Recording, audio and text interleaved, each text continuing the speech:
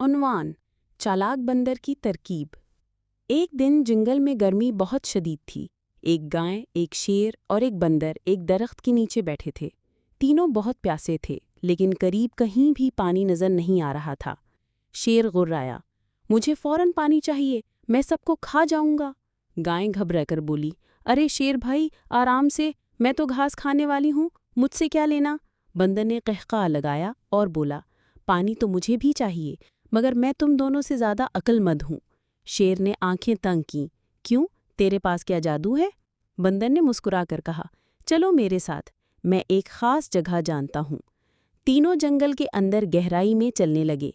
बंदर दरख्तों पर कूदता रहा, गाय हाँफती रही और शेर गुस्से में पीछे पीछे चलता रहा। आखिरकार वो एक दरिया के पास पहुँचे।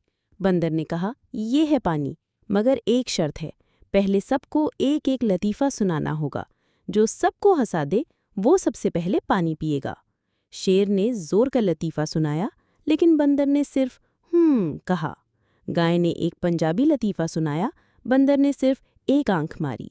फिर बंदर ने ऐसा लतीफ़ा सुनाया कि शेर ज़मीन पर लोट-पोट हो गया और गाय ने हंसते हंसते आंखों से पानी निकाल दिया। बंदर ने कहका लगाया, देखा, हंसी भी पानी जैसी होती है, दिल को ठंडक देती है। तीनों ने हंसी खुशी पानी पिया और दोस्त बन गए।